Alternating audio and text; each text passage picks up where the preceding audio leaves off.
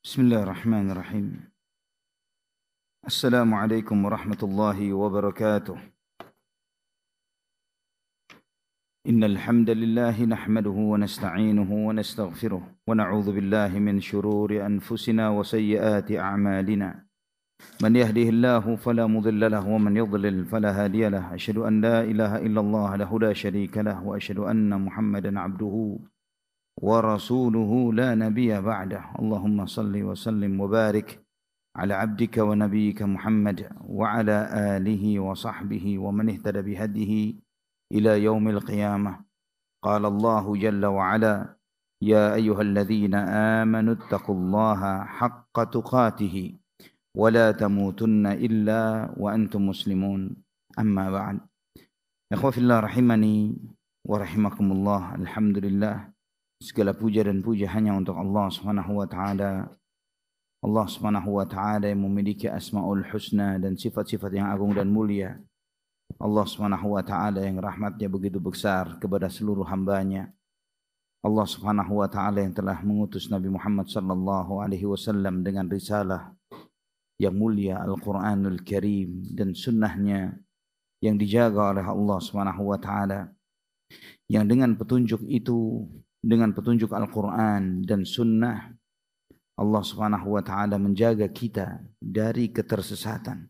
Allah menjaga sebagaimana janji Nabi sallallahu alaihi wasallam, aku tinggalkan untuk kalian dua perkara yang kalian tidak akan tersesat selama berpegang dengan dua hal itu, yaitu kitab Allah dan sunnahku. Dan Allah telah menegaskan, fa imma ya'tiyannakum minni huda faman ittaba'a hudaya fala yadhillu wa la yashqa. Maka barang siapa di antara kalian yang mengikuti petunjukku, maka barang siapa yang mengikuti petunjukku, maka dia tidak akan tersesat dan tidak akan celaka. Tidak tersesat dan tidak celaka artinya selalu berada di jalan yang benar dan selalu mendapatkan kebahagiaan dari Allah Subhanahu wa taala. Tidak akan sial hidupnya, tidak akan celaka. Ikhwah fillah rahimani wa rahimakumullah. Pembahasan kita masih terkait dengan nikmat dan azab kubur, dan sebagaimana pada kesempatan sebelumnya kita membahas bahwa para ulama menjelaskan tentang nikmat dan azab kubur ini terkait dengan hadis-hadisnya adalah hadis-hadis yang mutawatir.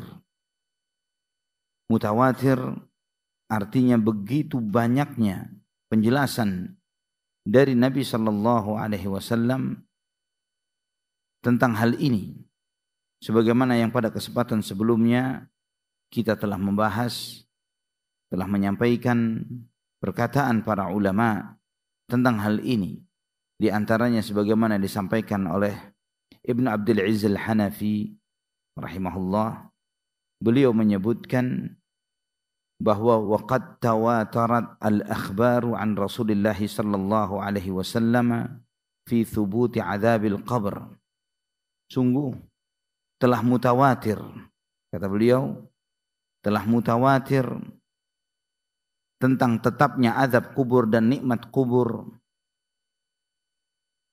liman kana lidzalika ahla, bagi mereka yang memang layak untuk itu. Wa su'alul malakain, dan demikian pula dengan pertanyaan malaikat Munkar dan Nakir. Fayajibu i'tiqadu thubuti dzalika wal imanu bihi, maka wajib untuk meyakini hal itu dan mengimaninya. Wala natakallamu fi kaifiyatihi, dan kita tidak membicarakan tentang kaifiyah dan tata caranya. Idz laisa lil aqli wuqufun ala kaifiyatihi, karena memang bukanlah bagian dari akal untuk membayangkan atau memikirkan tentang tata cara nikmat dan azab kubur tersebut. Likaunihi la ahda lahu bihi fi hadhihi ad-dar, karena memang tidak ada contohnya di dalam kehidupan dunia ini. Wasyar'u la ya'ti bima tuhiluhu al-uqulu bal inna syar'a qad ya'ti bima taharu fihi al-uqul. Karena syariat tidak membawa atau mengajarkan sesuatu yang mustahil bagi akal, tapi syariat mengajarkan tentang sesuatu yang tidak bisa dijangkau oleh akal.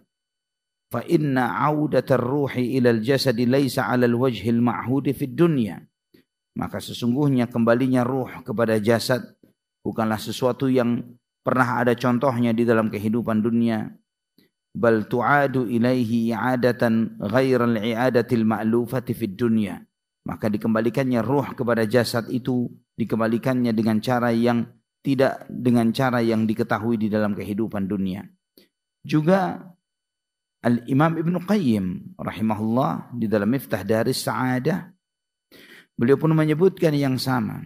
Amma ahadithu azabil qabri wa musa'alati munkar wa nakir fakathiratun mutawatiratun 'anil nabiy sallallahu alaihi wasallam. Adapun hadis-hadis azab kubur dan pertanyaan munkar dan nakir begitu banyak dan mutawatir dari Nabi sallallahu alaihi wasallam. Ya, pada kesempatan sebelumnya telah anak kutip perkataan Ibnu Taimiyah, Al-Hafidz Al-Hakami dan banyak lagi yang lainnya. Dan Imam Bukhari di dalam kitab sahihnya, dalam kitab Al-Janaiz, dalam kitab sahihnya, beliau menyebutkan tentang bab ma jaa fi adzabil qabr. Bab tentang riwayat-riwayat tentang azab kubur. Ikhwatal iman rahimani wa rahimakumullah.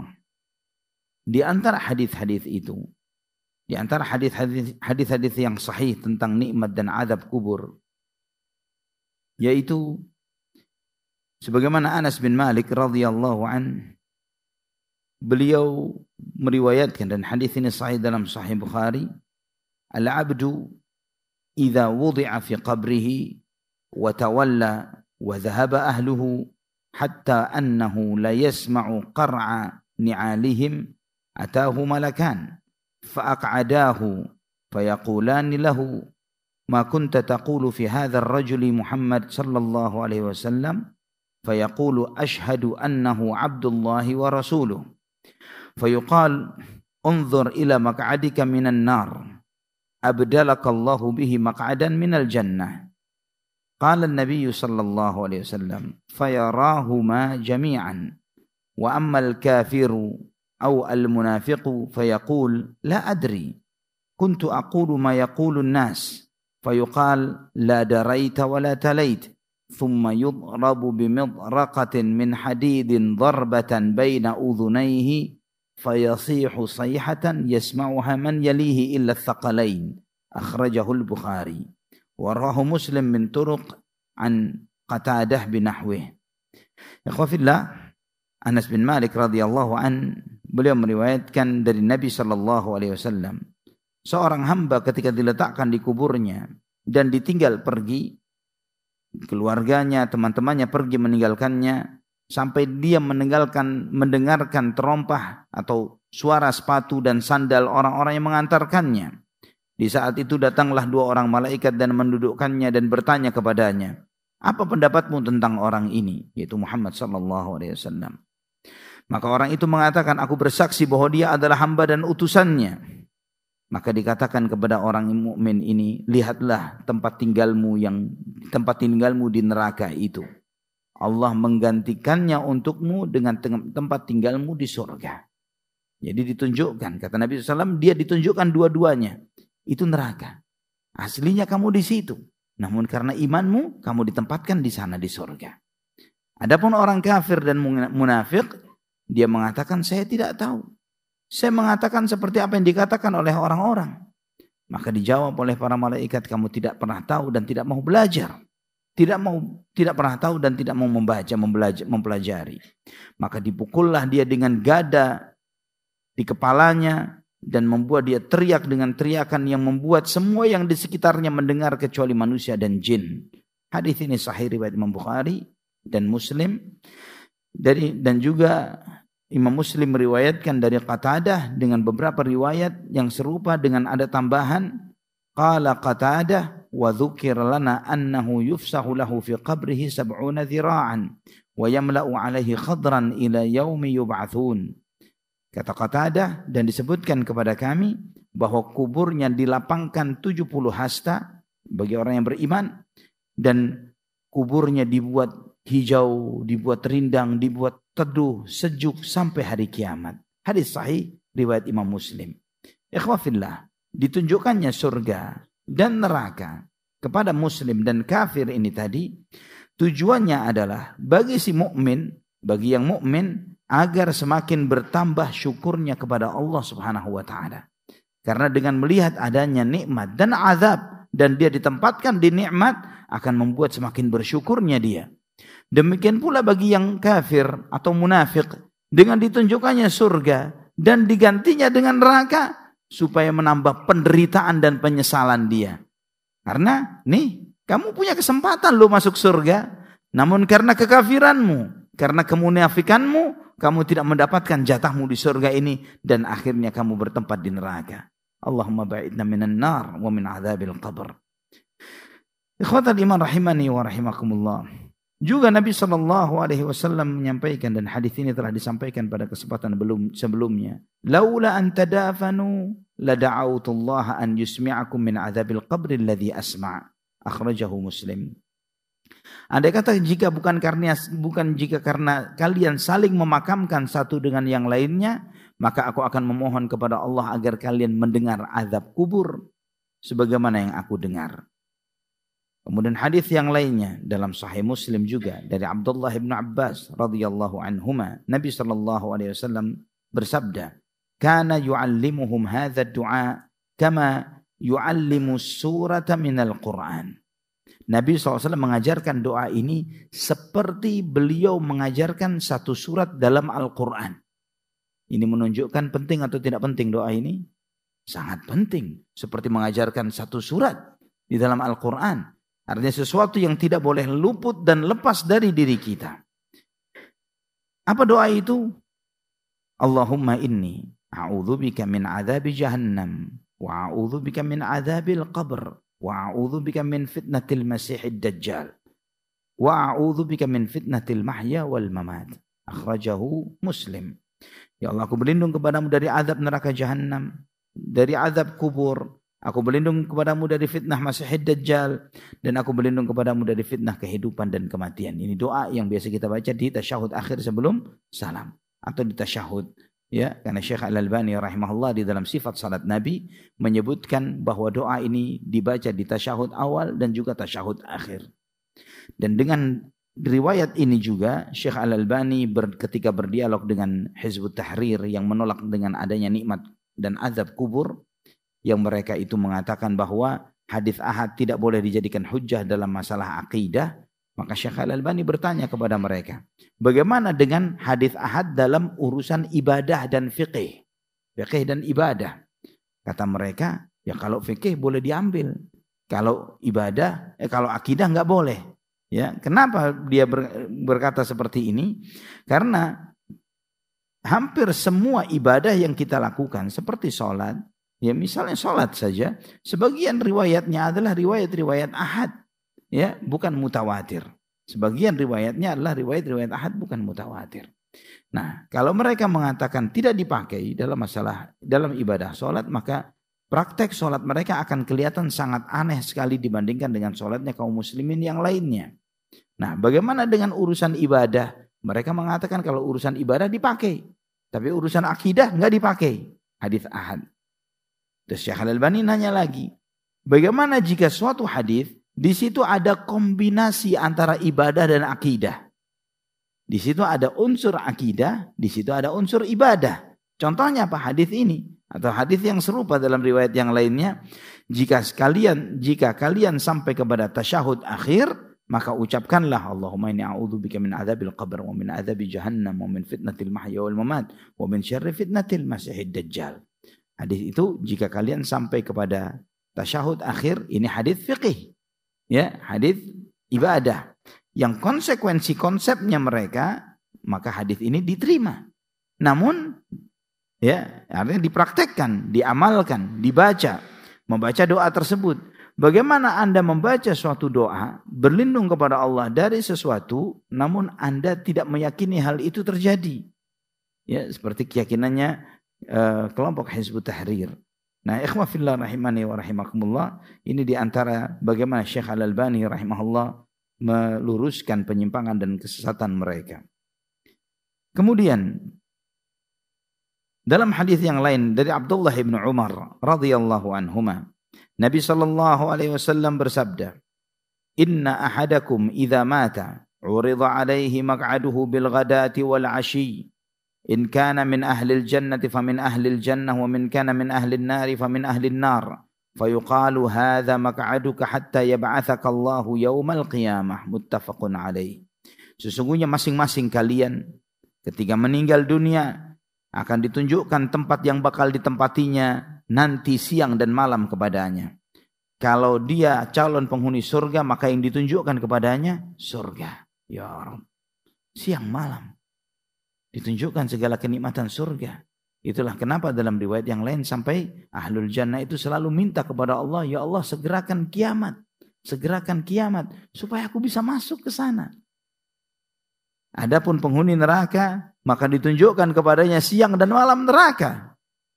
Ya, dan disebutkan itulah tempat yang bakal kamu di sini kamu menunggu sampai nanti kamu dibangkitkan pada hari kiamat. Hadis Bukhari dan Muslim.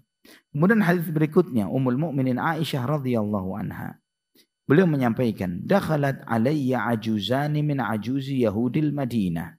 Suatu hari ada dua orang nenek-nenek dari nenek-nenek Yahudi Madinah. Jadi wanita tua dari kalangan Yahudi yang tinggal di kota Madinah menemui Aisyah.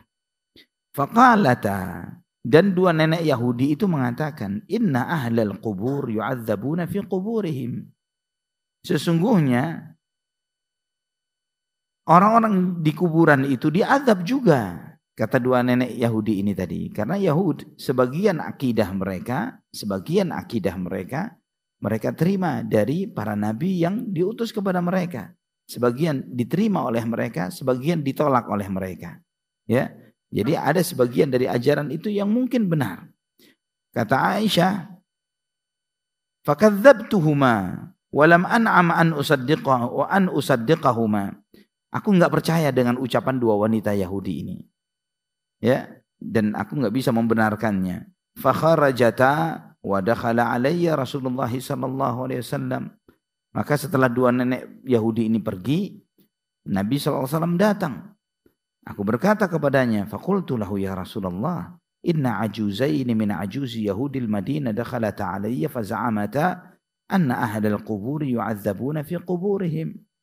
Ya Rasulullah, ada dua nenek Yahudi ini, dia datang menemuiku dan mereka mengatakan bahwa manusia itu diazab di kuburnya.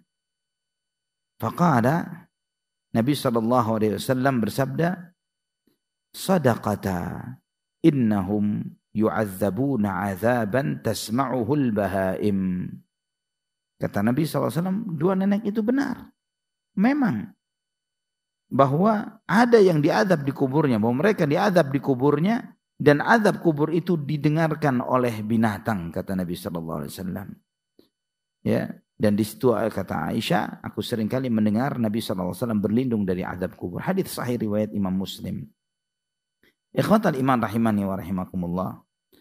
Kemudian hadis berikutnya riwayat At-Tirmidzi, ana bacakan terjemahannya saja supaya tidak ana ingin menyampaikan hadis yang cukup panjang yang diriwayatkan oleh Imam Bukhari di dalam sahihnya yang menjelaskan lebih detail terkait dengan apa yang menjadi penyebab azab kubur. Hadis ini sahih dalam Sahih Bukhari, tapi ana sampaikan beberapa riwayat yang lainnya dahulu yang riwayat Imam At-Tirmidzi dari Abu Hurairah dan dihasankan oleh Syekh Al-Albani dalam Sahih Al-Jami' As-Saghir.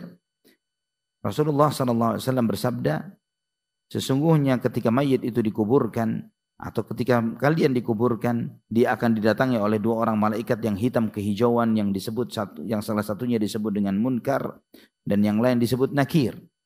Kemudian dua malaikat itu bertanya, apa pendapatmu tentang orang ini? Kemudian dia mengucapkan sebagaimana yang dia ucapkan ketika dia hidup di dunia. Jika dia mukmin, ya, dia mengatakan dia adalah hamba Allah dan utusannya. Aku bersaksi bahwa tidak ada yang berhak disembah kecuali Allah dan Muhammad adalah hamba dan utusannya. Dan kemudian dua malaikat itu mengatakan, kami tahu kamu akan mengucapkan yang seperti ini. Maka dilapangkanlah kuburnya 70 hasta kali 70 hasta.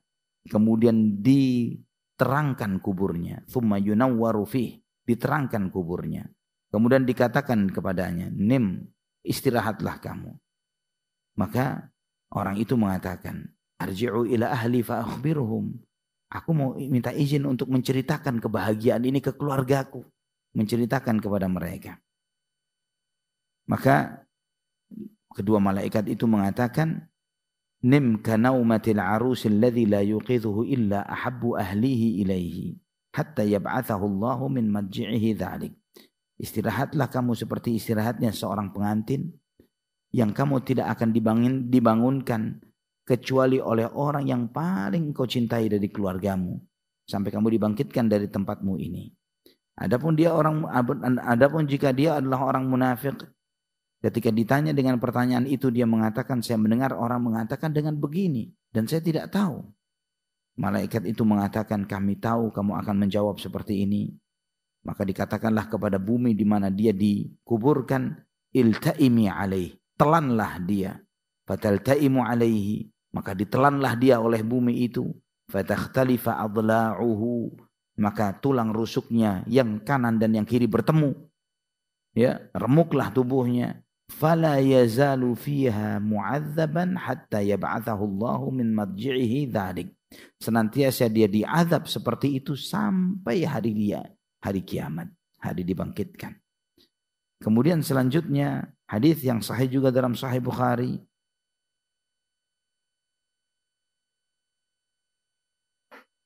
Nabi sallallahu alaihi wasallam bersabda, "Idza wudi'al janazatu fahtamalaha ar-rijalu 'ala a'naqihim fa in kanat salihatan qalat qaddimuni qaddimuni wa in kana ghaira salihatin qalat ya wailaha aina yadhhabuna biha yasma'u sawtaha kullu shay'in illa al-insan walau sami'aha al-insanu la su'iq." Kata Nabi SAW, jika jenazah itu diletakkan dan dipikul oleh mereka yang mengantarkannya di pundak-pundak mereka, jika jenazah itu adalah orang yang saleh, maka dia mengatakan, segerakan aku. Namun jika dia bukan orang yang saleh, dia mengatakan celaka. Mau dibawa kemana? Yang suara ini didengar oleh segala sesuatu kecuali manusia, yang ada kata manusia mengetahuinya, niscaya dia akan pingsan. Ikhwatal iman rahimani wa rahimakumullah. Juga riwayat yang lainnya dalam Sahih Muslim dari Zaid bin Thabit radhiyallahu an, beliau menyebutkan Abu Sa'id berkata yang ketika itu bersama Nabi SAW di salah satu kebunnya Bani Najjar, yang Nabi SAW mengendarai salah satu bagalnya. Ya, kemudian bagal itu bergerak, artinya mau sampai hampir menghempaskan Nabi SAW dari punggungnya. Ternyata di situ ada 6 atau 5 kuburan atau 4 kuburan. Kemudian Nabi SAW bertanya, siapa yang dikubur di sini? Atau Nabi SAW bertanya, keluarga siapa ini yang dimakamkan di sini? Maka salah seorang mengatakan, ini keluarga saya ya Rasulullah. Kemudian Nabi SAW bertanya, kapan mereka dikuburkan? Mereka mati dalam kesyirikan, kata keluarganya. Kemudian Nabi SAW bersabda, inna hadhil ummata tubtala fi quburiha falaula an la tadafanu la da'utullaha an yusmi'akum min adzabil qabri alladhi asma'u minhu. Sesungguhnya umat ini diuji di kuburnya. Andai kata jika kalian tidak saling memakamkan satu dengan yang lainnya, niscaya aku akan meminta kepada Allah agar kalian mendengar azab kubur sebagaimana yang aku dengar. Kemudian beliau sallallahu alaihi wasallam menghadapkan wajahnya kepada kami dan beliau bersabda, ta'awwadhu billahi min azabin nar. Berlindunglah kalian dari azab api neraka. Maka kami pun mengatakan, na'udzu billahi min azabin nar. Kemudian Nabi SAW bersabda, ta'awwadz billahi min azabil qabr. Berlindunglah kalian kepada Allah dari azab kubur. Maka kami pun mengatakan, na'udzu billahi min azabil qabr. Kemudian Nabi SAW bersabda lagi, ta'awwadzu billahi minal fitani ma zahara minha wa ma batan. Berlindunglah kalian dari segala fitnah, baik yang terlihat maupun yang tidak terlihat. Kami pun mengatakan, na'udzu billahi minal fitani ma zahara minha wa ma batan. Kami berlindung kepada Allah dari segala fitnah, baik yang terlihat maupun yang tidak terlihat. Kemudian Nabi SAW bersabda, ta'awwadhu billahi min fitnatid dajjal. Berlindunglah kalian kepada Allah dari fitnah dajjal. Maka kami pun mengatakan, na'udhu billahi min fitnatid dajjal. Kami berlindung kepada Allah dari fitnah dajjal. Hadis sahih riwayat Imam Muslim. Ikhwatal iman rahimani wa rahimakumullah. Nah, hadis yang ana maksud adalah hadis yang sahih dalam Sahih Muslim, Sahih Bukhari, Sahih Muslim, dan Musnad Imam Ahmad. Pun ana bacakan terjemahannya karena hadisnya cukup panjang. Kata Samurah bin Jundub radhiyallahu an, beliau mengatakan bahwa Nabi SAW setiap selesai sholat, beliau menghadapkan wajahnya kepada kita. Artinya setelah selesai sholat, selesai zikir, sholat subuh, ya, beliau menghadapkan wajahnya kepada kami. Dan setelah itu beliau biasa bicara dengan sahabat-sahabatnya. Di antaranya Nabi sering bertanya, Man ra'a minkumul lailah ar-ru'a? Man ra'a minkumul lailah ru'ya? Siapakah di antara kalian yang mimpi semalam? Ada mimpi apa? Kemudian ketika ada salah seorang sahabat melihat sesuatu di dalam mimpinya, maka dia menceritakan. Maka orang itu atau sahabat itu menceritakan mimpinya, dan Nabi menjawab, Masya Allah. Ya, Nabi menjawab, Masya Allah. Sering sahabat itu menceritakan mimpinya.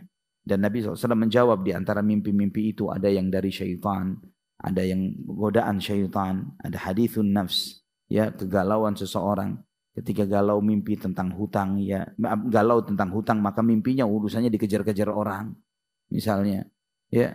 Dan juga ada salah seorang sahabat pernah bermimpi, ya Rasulullah, saya pernah bermimpi. Hadits sahih. Saya mimpi kepala saya ini copot dari saya. Copot dan ngegelinding, saya kejar-kejar kepalanya. Ya, kata Nabi SAW bahwa kalian jika dipermainkan oleh syaitan di dalam mimpinya, jangan diceritakan. Ya, hadis-hadis tentang mimpi ini banyak sekali dari Rasulullah SAW. Maka sekali waktu Nabi SAW bertanya kepada kami, hal ra'a ahadun minkum ru'ya? Apakah ada yang mimpi semalam? Maka kami menjawab, enggak ada ya Rasulullah.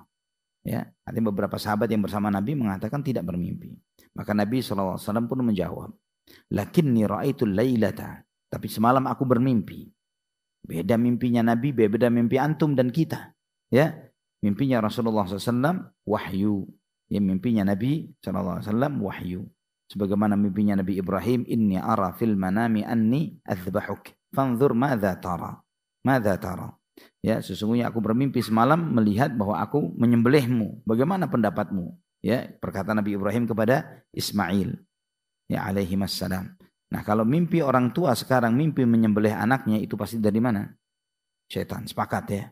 Ya, mimpi untuk nyeburin istrinya ke sumur misalnya. Ya, itu pasti dari syaitan. Jangan dipercaya, jangan percaya. Ikhwafillah rahimani wa rahimakumullah.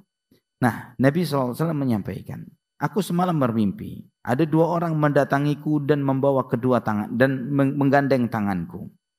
Kemudian membawaku ke tanah suci. Kemudian saya melihat ada salah seorang duduk, ya, dan orang lainnya berdiri dengan di tangan yang berdiri ini dia membawa besi gancu ya. Gancu dari besi yang kemudian menggancu orang yang duduk itu sampai merobek rahangnya.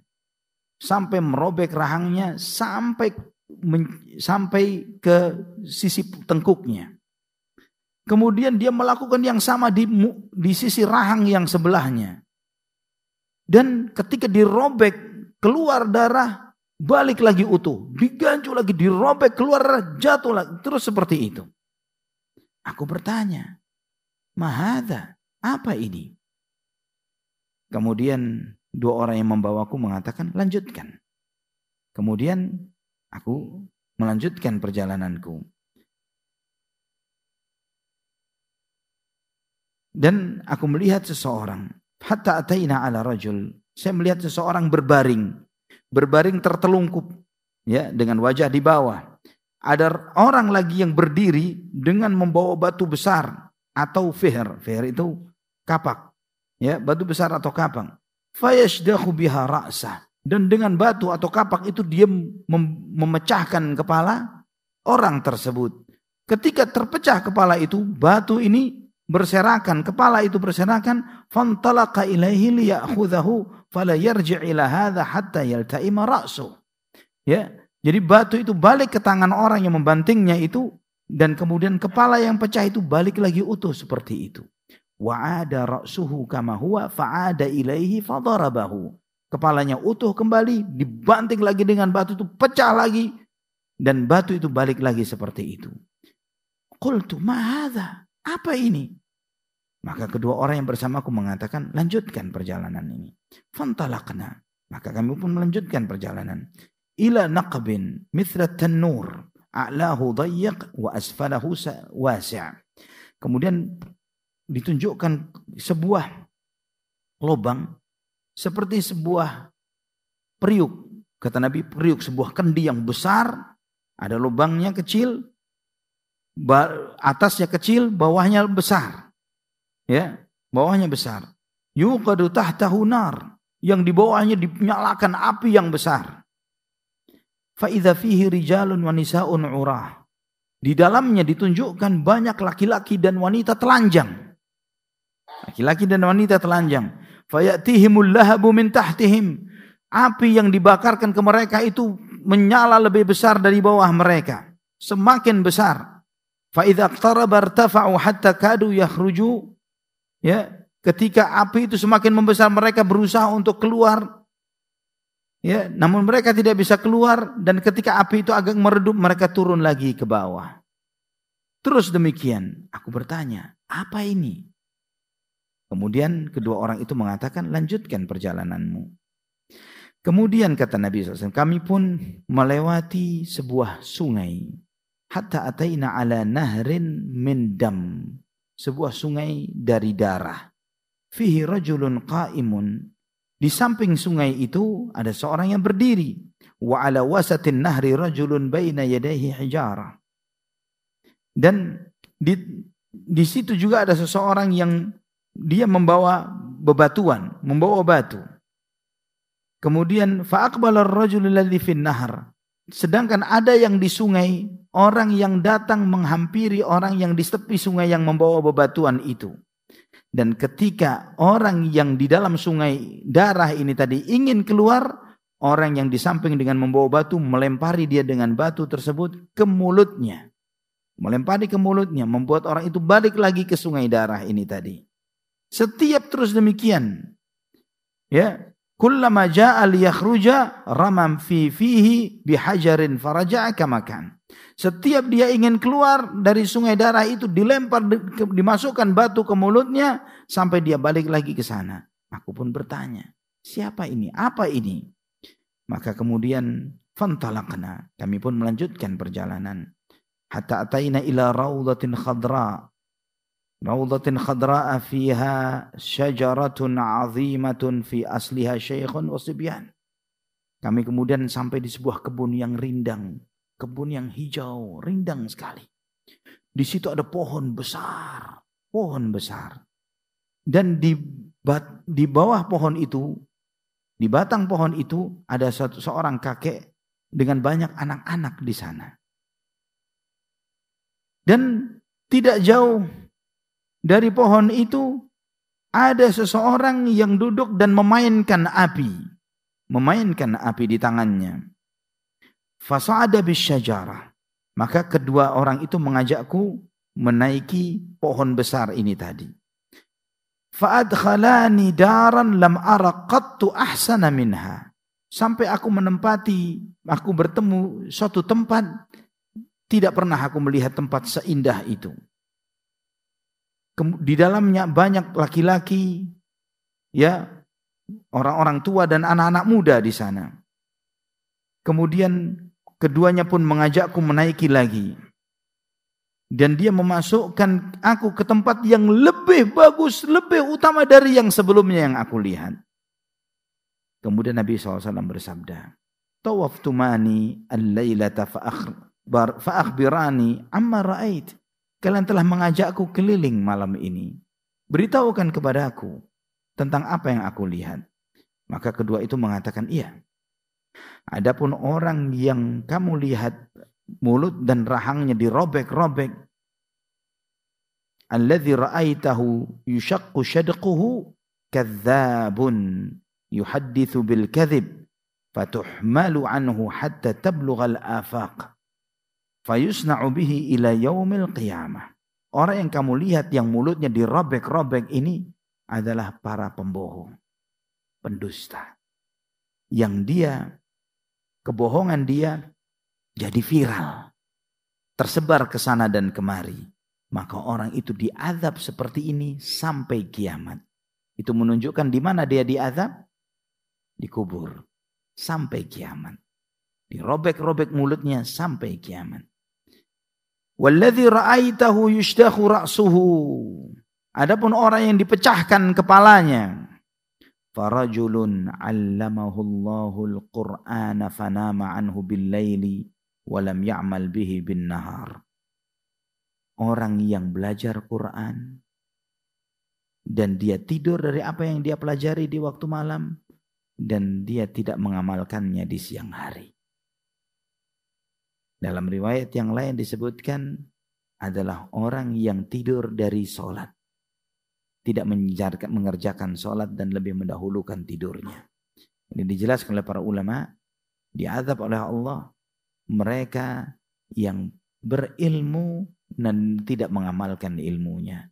Baik dia belajar Quran maupun sunnah. Apakah dia hafal atau tidak. Al-Hafidh Ibnu Hajar menjelaskan tentang hal ini di dalam Fathul Bari. Di antaranya adalah orang yang menghafal Al-Quran, kemudian dia melupakan apa yang dihafalnya. Beliau menjelaskan kenapa diazab oleh Allah di kuburnya, adalah karena dia dengan melupakan apa yang telah Allah muliakan kepadanya di dadanya, dia tidaklah melupakan hal itu, melupakan Quran, kecuali karena dengan sesuatu yang menurut dia lebih penting dari kalamullah. Menurut dia lebih penting, lebih berharga dari kalamullah. Dan itu sudah sebuah maksiat dan dosa. Oke, ikhwafillah rahimani wa rahimakumullah. Mengamalkan Quran yang telah Allah anugerahkan kepada kita adalah sesuatu yang harus kita jalani. Di dalam menjalaninya mendatangkan kebahagiaan bagi kita, mendatangkan kemuliaan bagi kita dunia dan akhirat. Fayuf'alu bihi ila yaumil qiyamah. Ya, orang yang tidak mengamalkan ilmunya itu akan diberlakukan seperti itu sampai kiamat. Wa ammal ladzi ra'aita fin naqab.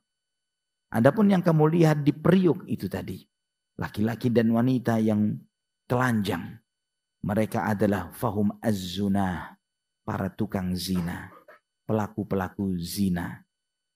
Ya, mereka kenapa diazab? Digambarkan oleh dalam hadis ini mereka laki-laki dan wanita telanjang karena memang mereka berbuat maksiatnya telanjang. Kenapa dipanaskan api neraka di bawah mereka? Karena dengan organ itu dia berbuat maksiat, maka diletakkan penderitaan itu di tempat dia merasakan nikmat dengan dosa dan maksiat yang dia perbuat. Sebagaimana dia berbuat, seperti itu dia diazab. Ikhwatal iman rahimani wa rahimakumullah.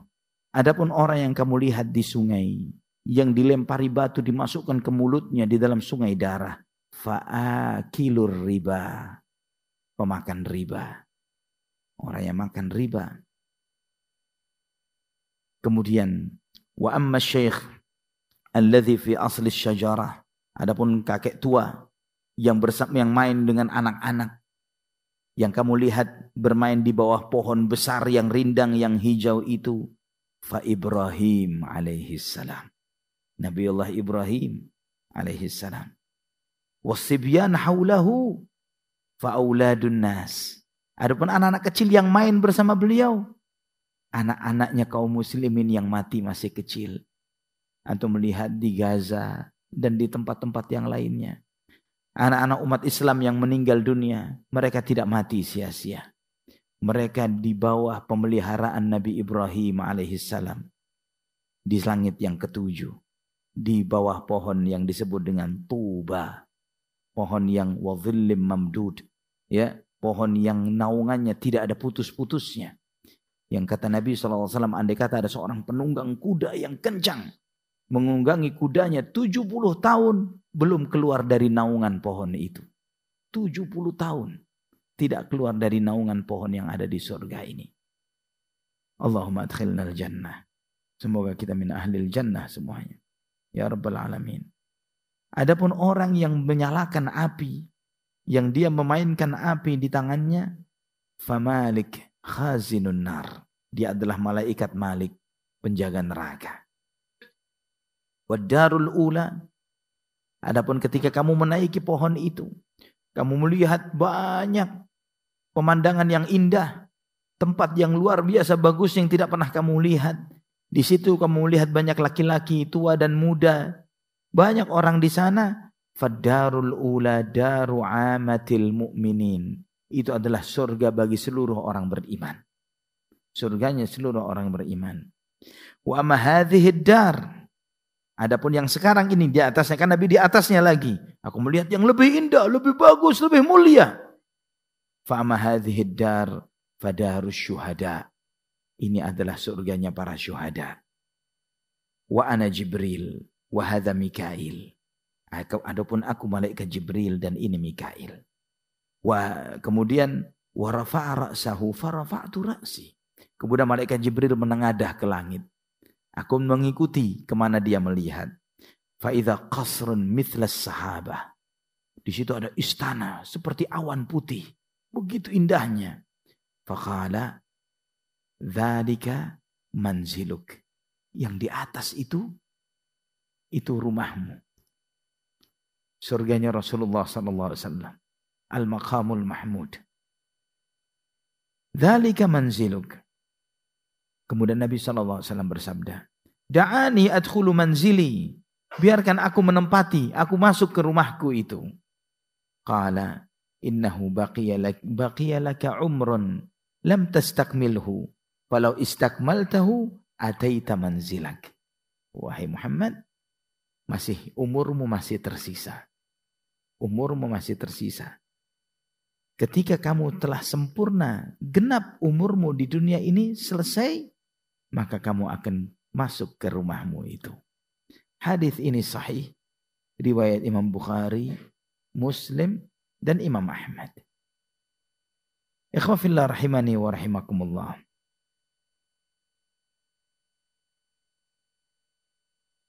Hadis ini menyebutkan kepada kita, waktunya azan belum? Sudah azan. Biasanya alarmnya bunyi nih. Oh, taib. Silahkan azan dahulu, setelah itu ana lanjutkan. Alhamdulillah wassalatu wassalamu ala Rasulillah wa ala alihi wa sahbihi wa man walah. Ikhwa fillah rahimani wa rahimakumullah. Dan para ulama seperti Imam Ibnu Qayyim rahimahullah setelah menjelaskan hadis, menyampaikan hadis ini, beliau mengatakan wa hadza nassun fi adzabil barzakh. Fa inna ru'yal anbiya'i wahyun mutabiqun lima fi nafsil amr. Dan apa yang disebutkan dalam hadis ini tentang azab alam barzakh dan mimpinya para nabi adalah wahyu. Kemudian di antara hadis tentang nikmat dan azab kubur, yaitu hadis Auf bin Malik radhiyallahu anhu, sebagaimana dalam Sahih Muslim, At-Tirmidzi, An-Nasa'i, Ibnu Majah dan Ahmad. Kata Auf bin Malik radhiyallahu anhu bahwa Rasulullah SAW menyolati jenazah. Dan aku menghafal doa yang dibacanya. Yaitu doa beliau, Allahumma ighfir lahu, warhamhu, wa'afihi, wa'afu anhu, wa akrim nuzulahu, wa wasi' madkhalahu, wa ghsilhu bil ma'i wal thalji wal barad, wa naqqihi min al khataya kama naqqaita thawba al abyadha min ad danas, wa abdilhu daran khairan min darihi, wa ahlan khairan min ahlihi, wa zawjan khairan min zawjihi, wa adkhilhul jannata wa a'idhhu min azabil qabri wa min azabin nar. Doa itu Nabi SAW mengajarkan, ya Allah, ampuni dia, rahmati dia, maafkan dia, muliakan dia, muliakan hidangan untuknya, lapangkanlah kuburnya, basuhlah dia dengan air, embun dan es, bersihkan dia. Kenapa disebut dengan es? Kenapa membersihkan kotoran ini? Apakah merupakan suatu yang biasa membersihkan baju yang kotor dengan es? Kita nggak biasa bersihin dengan es. Tapi kenapa dengan es? Karena dibersihkan dari dosa. sifatnya dosa ini panas, nar, didinginkan dengan thalj, barat. Dan bersihkan dia dari khataya, dari kesalahan-kesalahan. Sebagaimana pakaian yang putih dibersihkan dari kotoran-kotorannya. Dan gantikanlah untuknya tempat tinggal yang lebih baik dari rumahnya. Gantikan untuknya keluarga yang lebih baik dari keluarganya. Gantikan untuknya istri, pasangan yang lebih baik daripada pasangannya. Dan masukkan dia ke dalam surga. Dan lindungilah dia dari azab kubur dan azab neraka. Kata Auf bin Malik. Kata Auf ketika dia mendengarkan Nabi SAW sholat jenazah dengan mengucapkan doa seperti itu. Apa kata beliau? Hatta tamannaitu an akuna dzarikal mayyit. Aku berharap andai kata aku mayit itu. Dia berharap andai kata saja aku sang mayit yang didoakan begitu oleh Rasulullah SAW. Ya Rabb, subhanallah. Ikhwafillah. Sebelum kita tutup kajian kita harus tahu apa yang menjadi penyebab seseorang diazab di kuburnya. Al-Imam Ibnu Qayyim menguraikan dengan global. Saya sampaikan terjemahannya saja. Bahwa secara global manusia diazab di kuburnya karena kejahilan mereka terhadap Allah. Karena mereka menyanyiakan perintah dan larangan Allah Subhanahu wa taala.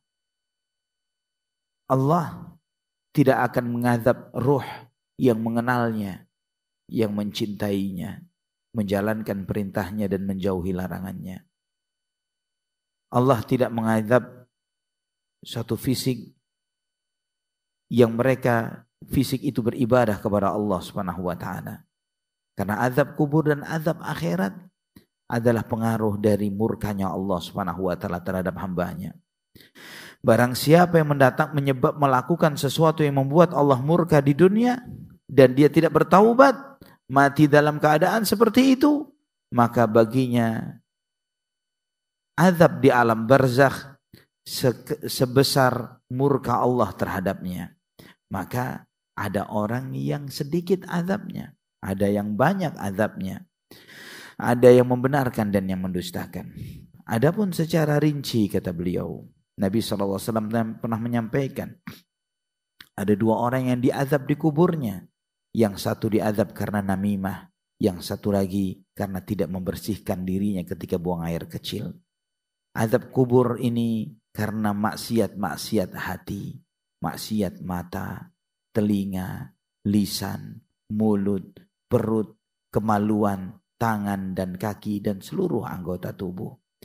Orang yang suka mengadu domba, pendusta, suka ghibah, para saksi palsu, orang yang suka menuduh orang dengan tuduhan yang tidak benar, orang yang mengajak kepada bid'ah, orang yang berbicara tentang Allah dan Rasulnya tanpa ilmu, ya, orang yang sombong dan congkak di dalam berbicara, para pemakan riba, pemakan harta anak yatim dengan cara yang zalim, orang yang memakan harta riswah dan sogokan, orang yang memakan harta saudaranya muslim tanpa hak, atau memakan harta orang kafir tanpa hak, orang yang meminum khamar, orang yang memakan dari makanan yang dilaknat yaitu ganja dan yang semisalnya, narkoba, orang yang berzina, orang yang homoseksual, pencuri, pengkhianat, penipu, mereka yang mengambil riba dan memberikannya, menulisnya, mencatatnya,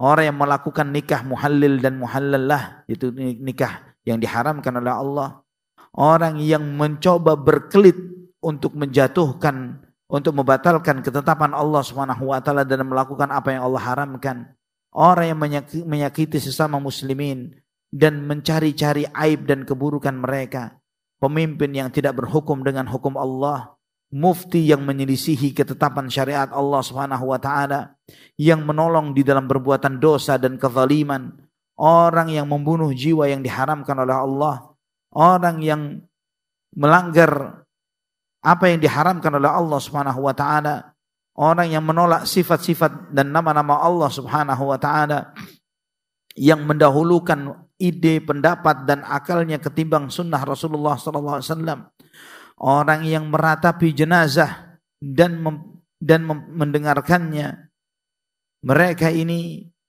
disebutkan, dan juga para biduan-biduan, para penyanyi-penyanyi yang mereka bernyanyi sesuatu yang nyanyian yang diharamkan oleh Allah dan Rasulnya, dan yang mendengarkannya.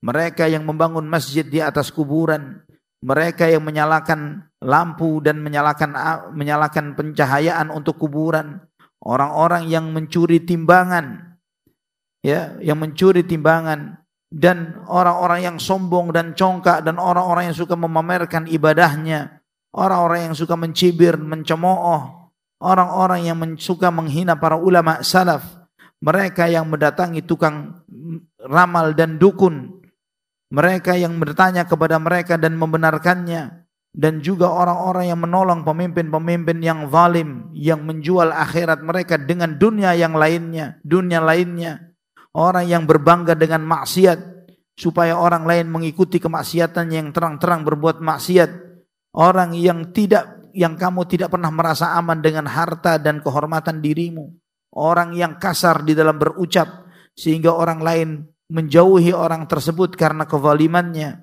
orang yang menunda-nunda salat sampai melewati waktunya dan dia salat dengan cepat dan tidak berzikir kepada Allah kecuali sedikit, orang yang tidak membayar zakat hartanya karena dia begitu menikmati hartanya, orang yang tidak menunaikan haji padahal dia mampu, orang yang tidak menunaikan hak-hak orang yang padahal dia mampu untuk mengembalikan hak orang, orang yang tidak bisa menjaga penglihatan matanya, ucapan lisannya, makanan dan langkahnya, orang yang tidak peduli dari mana sumber hartanya, apakah dari yang halal atau yang haram, orang yang tidak mau silaturahim, orang yang tidak mengasihi orang-orang miskin, para janda dan anak-anak yatim juga binatang, bahkan dia menghardik anak yatim dan tidak memberi anjuran untuk memberi makan fakir miskin, orang yang suka memamerkan amal ibadahnya, yang tidak mau memberi pinjaman kepada orang lain, orang yang sibuk dengan aib orang lain dan melupakan aib dirinya sendiri, sibuk dengan dosa orang lain dan tidak peduli dengan dosanya sendiri.